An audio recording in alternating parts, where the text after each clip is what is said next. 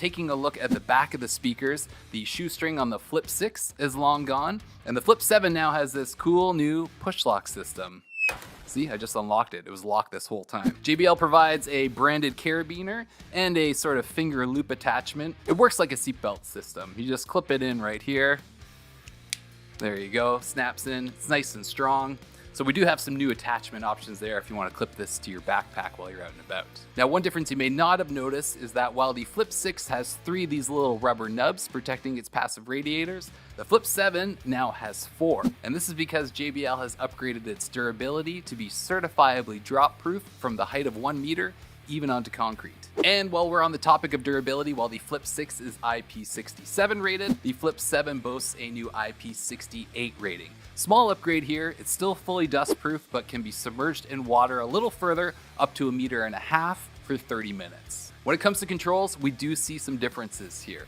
First thing that I noticed is that the Party Boost button is long gone, that's this one here, and has been replaced with an Auracast button. So the good news is that the Flip 7 can easily pair to any of those speakers. The bad news is that unfortunately you can't pair a Flip 7 with any older JBL speakers like the Flip 6 that still rely on Party Boost. Now, I can already read your comments, but Dave, yes you can, you just need to do it in the app. Unfortunately, this is not the case. If you try and connect the Flip 6 with the Flip 7, the app makes you choose between the Auracast connected Flip 7 or the Party Boost connected Flip 6. They won't pair together.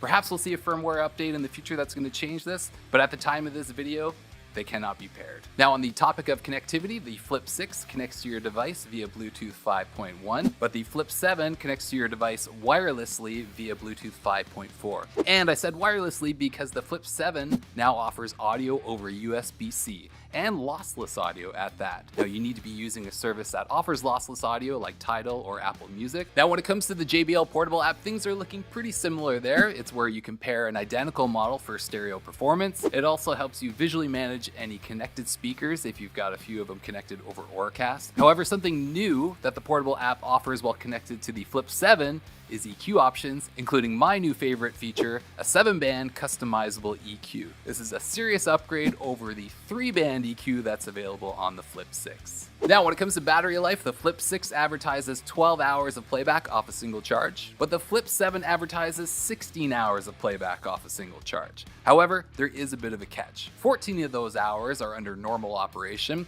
listening at a reasonable volume, not having your bass frequencies crank, and those last 2 hours are only available through JBL's new Playtime Boost feature. But Playtime Boost is essentially an EQ setting, one that cuts out a good chunk of your bass response, so your speaker doesn't have to work as hard, and therefore your battery can last a little longer. The downside is that it doesn't sound very good. It sounds like a podcast EQ preset.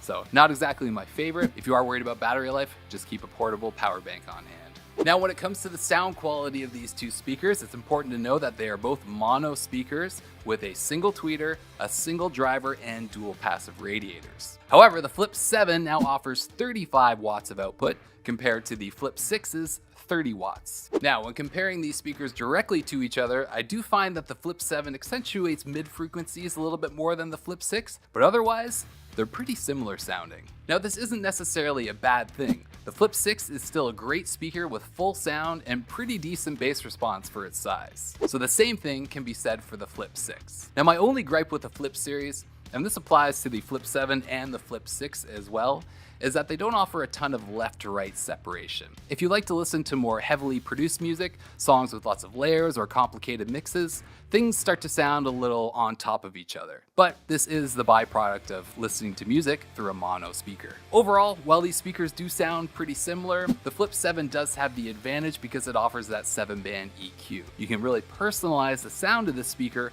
much further than you can with the Flip 6. So where does that leave us? Well, unless you're dying for that 7-band EQ and, some new attachment options, Flip 6 users shouldn't really feel the need to upgrade anytime soon.